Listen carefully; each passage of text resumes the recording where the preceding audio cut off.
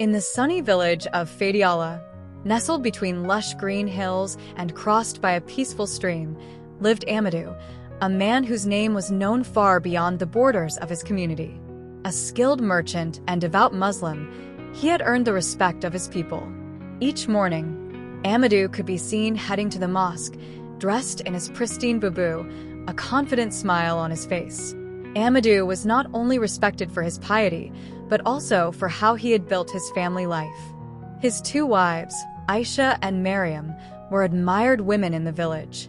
Aisha, the first wife, had a sharp mind and natural wisdom. She was the pillar of the household, the one to whom Amadou and even the neighbors turned for advice. Mariam, on the other hand, was a cheerful woman, always ready to brighten a gloomy day with her laughter and jokes. Their home was often lively. Between Aisha's passionate discussions, Mariam's hilarious stories, and the children's bursts of laughter, the atmosphere was always vibrant. But this harmony hid a reality that few dared to address. Managing two wives was no easy task. Amadou, however, seemed to have found a balance. He respected his wives, divided his time fairly, and did his best to meet their needs.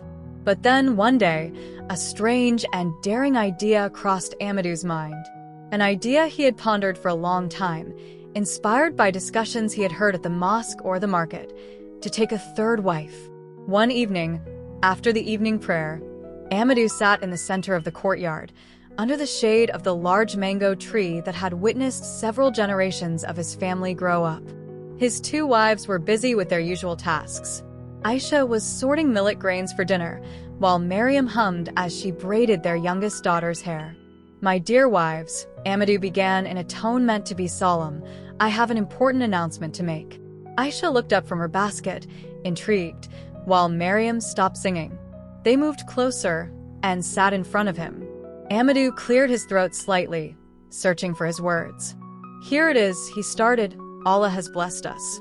We have a beautiful home, healthy children, and a peaceful life." But he paused, weighing the impact of his words.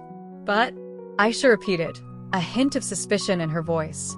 "But I have been thinking, and I believe it is time for me to take a third wife." The silence that followed this declaration was so heavy that one could hear a pin drop. Mariam, initially incredulous, burst out laughing, thinking he was joking. "A third wife? Amadou, are you serious?" she asked between fits of laughter. "Very serious," he replied, his eyes shining with determination. Aisha calmly set her basket of millet aside. "Amadou, we respect your right as a Muslim man. But have you truly thought this through? Is this a wise decision?" "Of course, I have thought about it," Amadou exclaimed. "This is not a decision I take lightly. A third wife will bring more harmony, blessings, and might even lighten your burdens." Mariam, still skeptical, raised an eyebrow. "Lighten our burdens? You do remember the last time you promised that you ended up asking us to help you with your trade, don't you?" Amadou remained unfazed. "This time it will be different. I have a plan." When the news spread in the house, Aisha and Mariam understood that their husband was serious. It wasn't that they were jealous, but they knew a third wife would disrupt the fragile balance they had worked so hard to build. "Mariam," Aisha said privately that night, "we have to find a way to stop him." "Stop Amadou?" Mariam replied mockingly. "Have you seen how determined he is? That man has a head as hard as a stone." "Then we have to be smarter than him," Aisha replied with a sly smile. The two women spent part of the night devising their plan. They knew they couldn't simply say no to their husband. That would only fuel his determination. No, they had to act subtly, using cunning and creativity. Meanwhile, Amadou noticed nothing. He was too busy planning his next marriage. In his mind, everything was clear. He would find a pious, beautiful, and respectful woman to complete his family. But he had no idea that his two wives had other plans for him. The day after his bold announcement, Amadou woke up with renewed energy. He had spent much of the night thinking about the details of his marriage plan. He already imagined the ceremony, the blessings, and how this third wife would enrich their home. But what he didn't know was that a storm awaited him. Aisha and Mariam, after their nighttime discussion, were ready to execute their plan. Their goal? To prove to Amadou that he was already plenty occupied with 2 wives and that a third would only add to the chaos. At dawn, Aisha and Miriam woke up earlier than usual. They began exaggerating their daily tasks, actively involving Amadou in everything. "My husband," called Aisha as he sipped his morning tea, "could you help me carry these sacks of millet to the attic? They're too heavy for me." "Yes, Aisha," replied Amadou, always eager to display his strength. He approached the sacks and, to his great surprise, discovered they were filled not only with millet but also with stones. Aisha, with an innocent smile, added, "Oh, I forgot to tell you. The attic has a slight incline. But I know you're strong, you'll manage." As Amadou sweated under the weight of the sacks, Miriam burst into the courtyard with a giant pot. "Amadou, the firewood won't light, and I need to prepare breakfast. Help me blow on the embers. I can't manage on my own." Amadou, ever helpful, hurried to the hearth. But the embers seemed determined not to cooperate. Each time he blew, a column of black smoke rose, making him cough. Meanwhile, Miriam stood nearby, watching with amusement. "You see, my husband, this is exactly why a third wife could help us," she said, stifling a laugh. "It's not a problem," Amadou retorted, coughing. "I can handle this." But things were just beginning. While Amadou was still struggling with the fire, Aisha came rushing back. "Amadou," she shouted, "the goat has gotten into the garden and is eating all our cassava leaves." Amadou dropped everything he was doing and ran to the garden. The goat, likely in cahoots with the 2 women, joyfully bounded from one corner to another, deftly avoiding Amadou's grasp. Each time he thought he had caught it, it slipped away, leaving him covered in dust and sweat. Meanwhile, Miriam, still in the kitchen, shouted again, "Amadou, the baby is crying, and I can't soothe him because my hands are covered in dough. Come quickly." Out of breath but determined, Amadou returned to the house. He took the baby in his arms, trying to calm him, but the infant, as if also part of the plan, cried even louder. The chaos of the morning continued into the afternoon. Aisha and Miriam kept finding new tasks to involve Amadou. "Amadou, the children are fighting in the courtyard. You need to separate them." "Amadou, the clothesline broke. Help me fix it." "Amadou, the kitchen roof is leaking. We need to patch it before it rains." With each request, Amadou responded with determination. He wanted to prove he could handle everything and that a third wife wouldn't be a problem. But as the hours passed, his energy dwindled. Seeing him exhausted, Aisha murmured to Miriam, "Look at him. He's ready to collapse, but he refuses to give in." "This man is more stubborn than a mule," Miriam replied, laughing. "But don't worry, he'll understand eventually." As the sun began to set, Amadou finally sat under the mango tree, his clothes wrinkled and his face covered in sweat. His 2 wives, still smiling, approached with a calabash of fresh water. "My husband," said Aisha, "you worked very hard today. Imagine if you had a third wife to manage on top of all this. Would you truly be able to handle it?" Amadou, though exhausted, straightened up. "Aisha, Miriam, I know you're trying to make me change my mind, but I'm convinced I can handle 3 wives.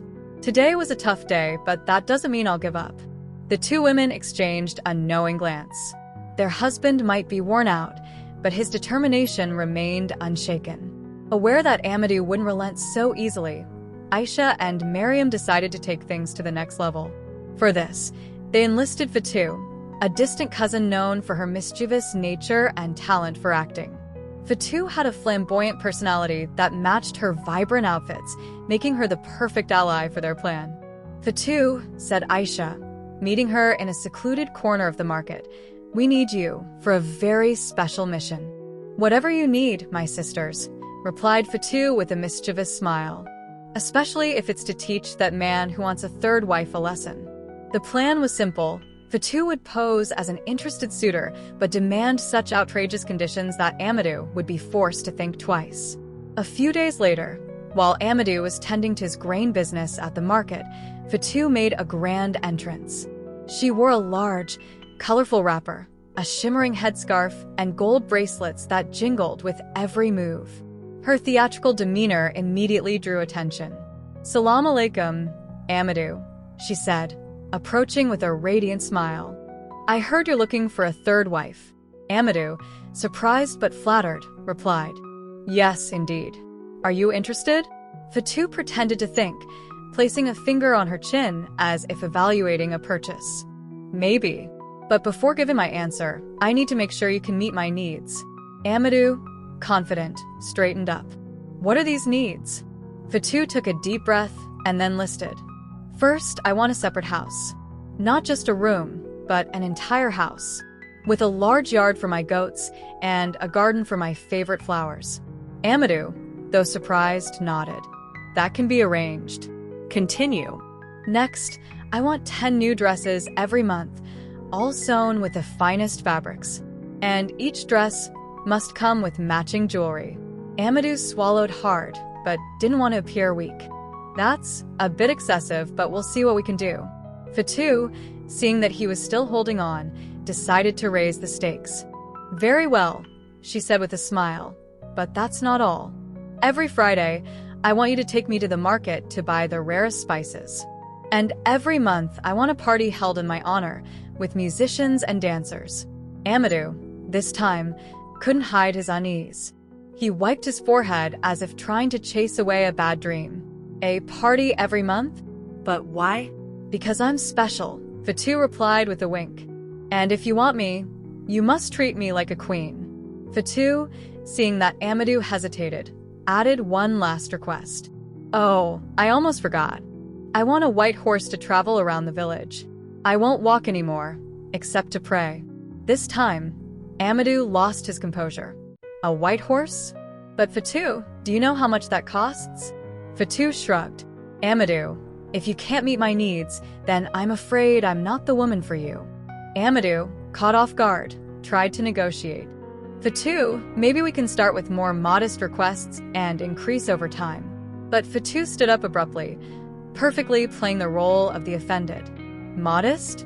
Me, Fatou? Never. I deserve the best or nothing at all."